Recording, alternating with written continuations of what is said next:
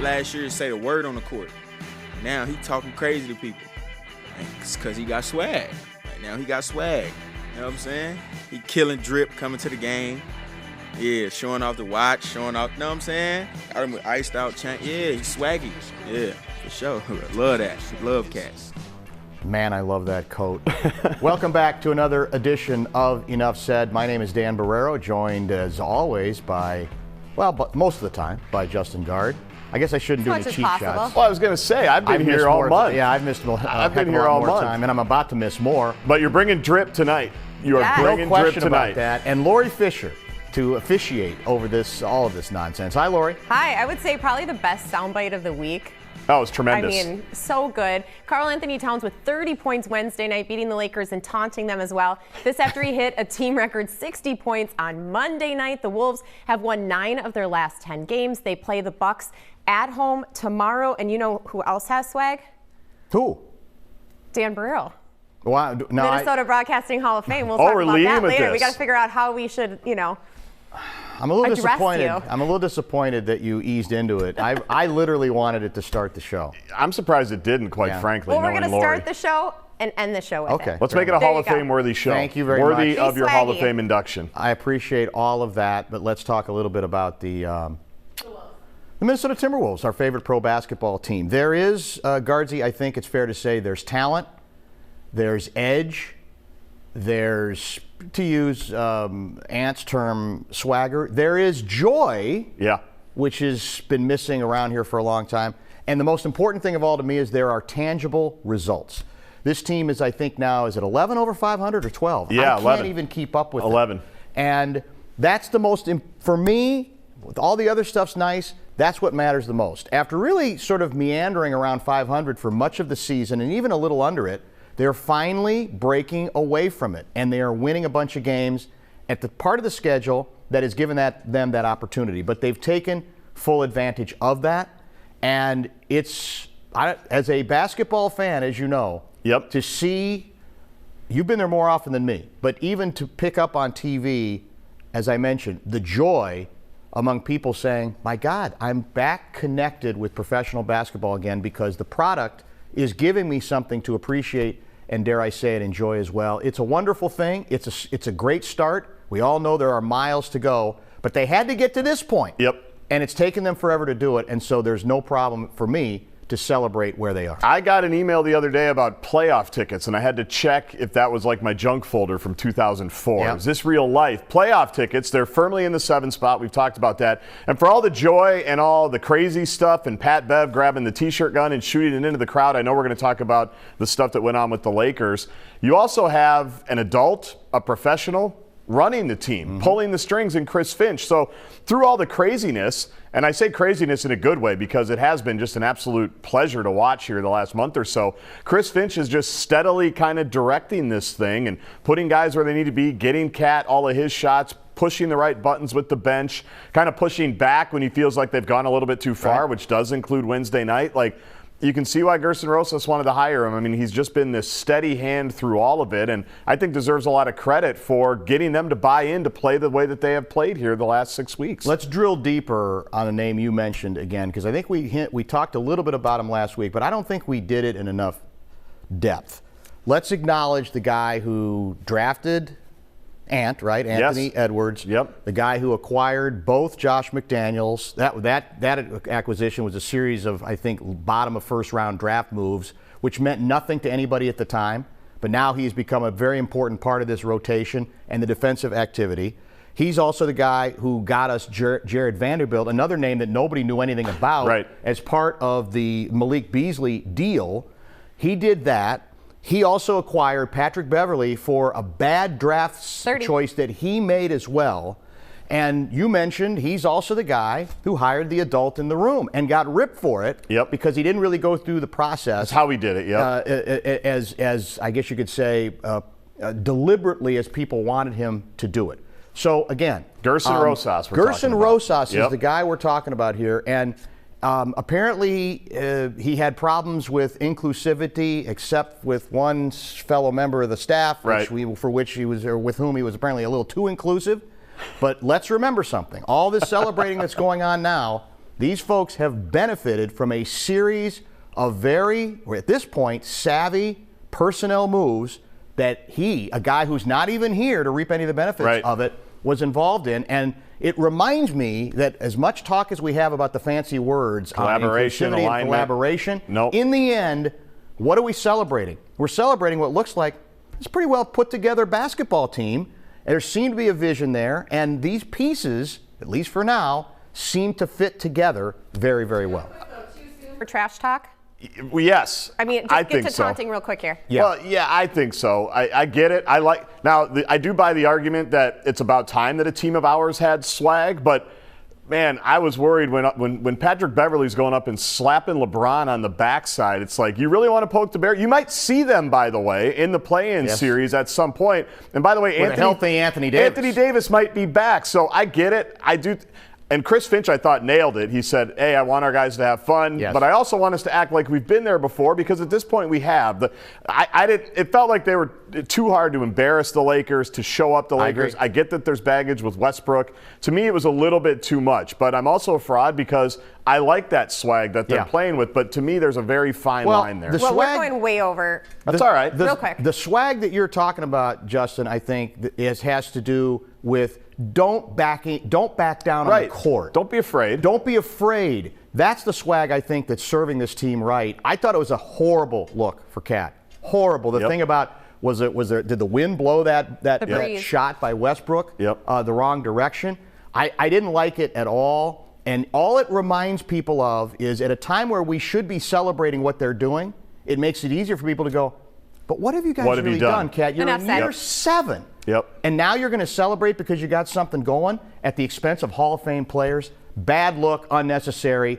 You can keep your swag in the way you go about doing your business on the court and no longer apologizing for trying to beat and really hammer other teams, including and utterly outmanned Los Angeles Lakers club. Swag responsibly. Swag responsibly. Good way to put it. That's the like phrase. Good bumper sticker. You've been talking about it for weeks, and now we have an answer. Vikings quarterback Kirk Cousins and the team agreed to a 1-year contract extension, keeping him here through the 2023 season. We don't have the terms, but the team has cleared millions in cap space. Adam Thielen also restructuring his contract today. Justin. Harrison Smith, I think, throughout the week, too. I mean, they're doing what they can. I think we might disagree on this a little. You know, I'm president of Cousins Condos. I've been living on Cousins Island for a while. I mean, I'm going to give them a break talking about the front office for inheriting a very tricky situation. There's no question. They inherited a team, and not just with Cousins, by the way. You've seen all these other restructures, and they've got more to figure out here in the next couple of days. They inherited a team that was trying to force its way into a championship window the last couple of years, and they made a lot of decisions that now the current regime have to account for. And I just don't know what other option you had with Kirk Cousins. You weren't going to cut him. I don't think you could have traded him. Maybe they weren't aggressive enough to try to do that. I guess you could have let him play out his last year and have a $45 million cap hit. I wouldn't have hated that, but I know people want to see the exit plan, and I actually want to see the exit plan. What does that look like 2, 3, 4 years down the road here? But I just don't know what the alternative was here for Kirk Cousins besides signing into a little bit of an extension. I think they could have traded him. I'm convinced of it, and I would have even been willing to give up, not get much in return, to move on. Just to clear it. I just don't like the bet they're making. But you're right that they inherited no good possibilities. These are all difficult options, and they picked the one they thought, frankly, was the least objectionable. The bad bet for me is that Kirk Cousins, approaching 34, by the time next season starts, he'll be 34 years old, in his, I think, 11th year in the league, isn't who he is. Right. I just don't think, no matter who's coaching him, that that's going to change, especially as they admit that they're going about their business not being able to spend the big money, and that's still the number one reason is the albatross that his contract. You don't have to hate Kirk Cousins as a player to have to understand the albatross that his contract is over everything else, including rebuilding this defense, that this team has to deal with. And as we know, NFL free agency is underway. The Vikings released defensive tackle Michael Pierce, signed Harrison Phillips from the Bills. We are still waiting to hear on Danielle Hunter's future with the team. Dan?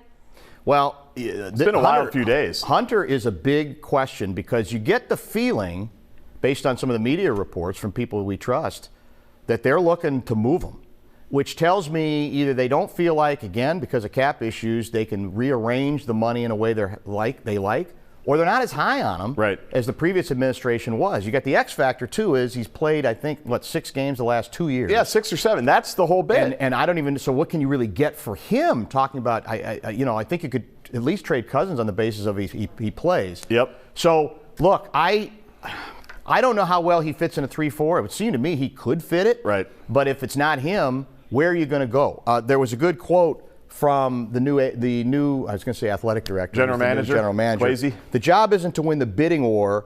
The job is to win the objective of building a team, the best team you can with the resources you have at your disposal. Yep. That's a fancy way of saying we don't have that much money. We got to be pretty creative. Now, sometimes you can make small moves, and they made a couple of them, that end up being better moves that aren't being trumpeted the way some of these big moves around the league are. That's possible, and maybe they've done that. Maybe they are smarter than everybody else. But it still strikes me as what he's acknowledging is we're limited into what we can do. And Justin, the Hunter part of this is really now the key outstanding question. Don't forget the reason he has an $18 million bonus coming up here is because last year was supposed to be the prove it deal. They gave him that deal. They restructured his money. He said, let's stay healthy. Let's take a look at it 1 year down the road. So we're worse for the wear. I should you guys say are no going to worse. talk about We're worse Wild for the wear. next, Twins, Brady. What else? There's so much. Sounds pretty sportsy. College basketball. Yeah, Devontae Adams. We got to talk Devontae Adams. Don't go away. Packers didn't need him. No.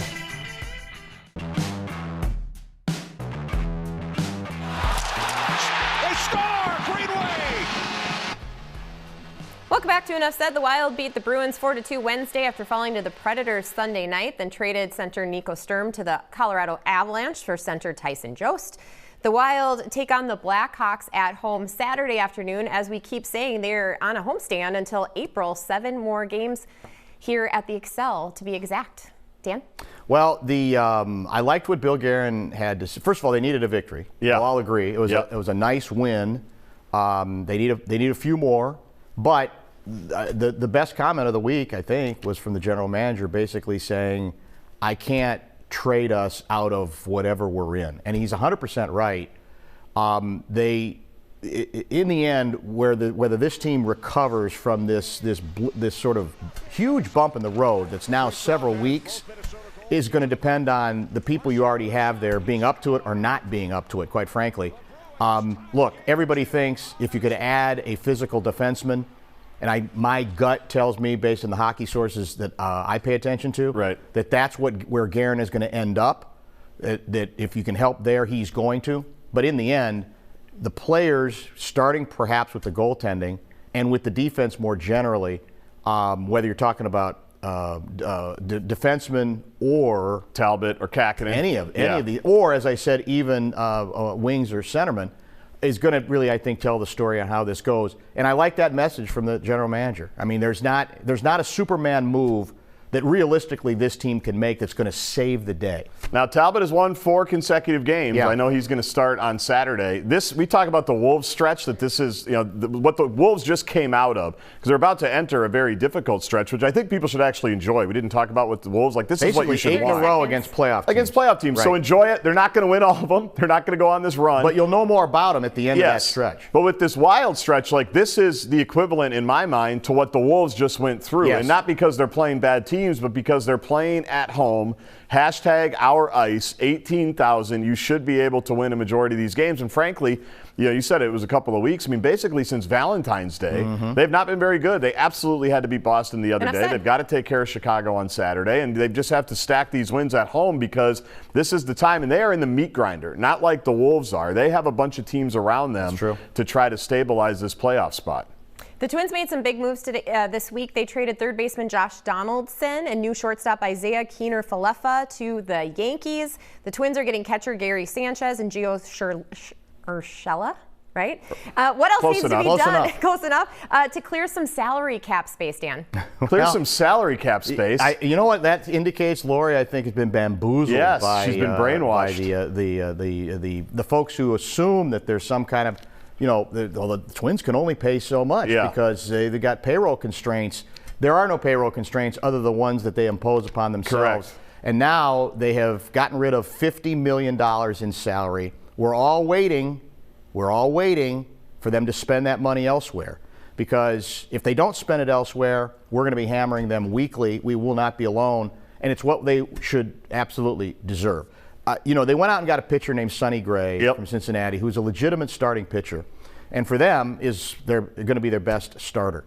The sad part of this, though, is imagine a world, speaking of constraints, in which instead of Sonny Gray becoming your number one, you add him to a guy named Jose Barrios. Yeah. Imagine how good we would feel about this rotation. Yeah. Instead, all we've done is replaced Barrios with another very good starting pitcher in Sonny Gray, which means you still have no depth to your rotation because Maeda he's in his Tommy John surgery he's year, still correct? Hurt. Yep. So that's what's maddening. Twins fans shouldn't be encouraged by the Gray move. They should still be angry that you don't add him and give you a really nice 1-2 punch, and especially when you've got $50 million dangling there that allegedly we're going to spend elsewhere.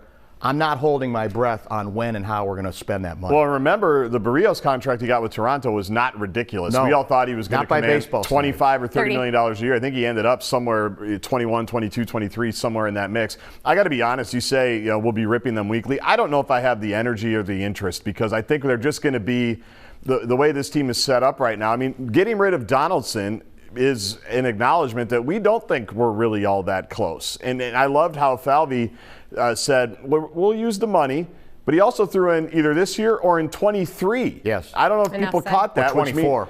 Or 25 or 26 or whatever it is. So it's just another one of those off seasons where you're wondering, what is the plan here? What are they trying to do here? They had, and by the way, the best free agents are already gone. So Correct. The only way you're going to get money back is in a trade, and that's complicated and tricky, which means they ain't going to spend the money. They're going to pocket the money. I didn't really mean salary cap. I meant how we know what you they meant. You've been conditioned by the psychologists. And I wasn't making fun of you. I was making fun of them. Yeah, that was not a shot. They act like they do have a salary cap, and they don't. So Tom Brady's retirement lasted about 2 months. He said he realized his place is still in the field, not in the stand, so he will be back with Tampa for his 23rd year in the NFL. A lot of jokes out there. Do you find his unretirement intriguing or annoying, Justin?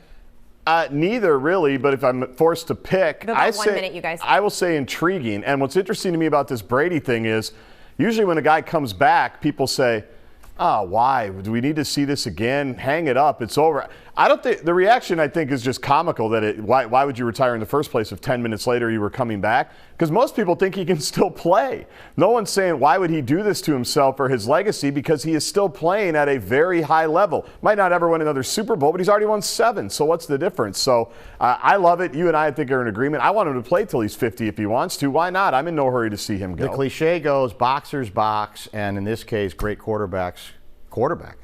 Look, this is a guy who probably should have won an MVP.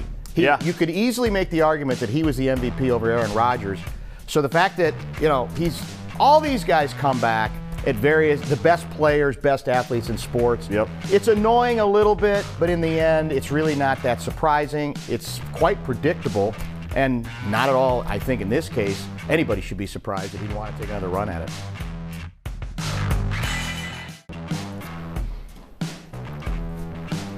Welcome back to Enough Said. It is lightning round time. We are going to start with the Packers. They traded Pro Bowl wide receiver Devontae Adams to the Las Vegas Raiders. Green Bay gets the Raiders' first and second round picks this year, Dan. I heard somebody on KFAN today say, with this trade, the Vikings are easily the best offense in the division. Okay, calm down. I don't even know what to say. Okay, calm down. How many times have we been down this road with Aaron Rodgers? Now, we can all cheap shot his postseason because he's vulnerable right now. Yep. But in the regular season, and I know, and by the way, they got all these extra draft picks. Right. You know they're going to get, in a good receiver draft year, another one. At least one, maybe 2 good ones, and they still have one guy we don't.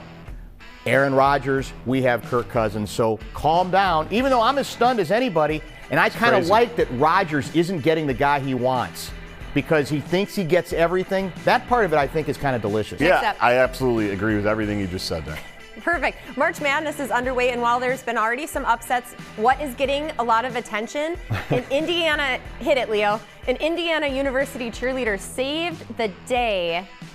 Look at that form. It was great. This was great. Getting a stuck ball from the backboard after the guys and the refs just weren't sure Well, and the best part about it is everyone's reaction. The play-by-play guy was great. The terrific. Crowd was incredible. Cool that so many people were at that game because, as you know, a lot of times first-round games, there's not a ton of people. Correct. But the place erupts. How cute is that? She's got a moment for the rest of her life. So does he. And it was just tremendous. Too bad Indiana lost. It also happens to be the only way that the Hoosiers will be in the One Shining Moment video because their performance on the court, they got done and obliterated by who would they St. beat? Mary's. Who beat them? St. St. Mary's. Mary's. Was clinical. So that was sadly the IU highlight, but it was brilliantly played. Next up, I said annoyed a few times tonight. Do you get annoyed with falling back in the fall and springing ahead in April? Because the Senate approved a measure that would make daylight saving time permanent across the U.S. next year. The House would have to approve it, and President Biden as well. It's called the Sunshine Protection Act. Do you feel one way or the other it would be lighter Sunshine Protection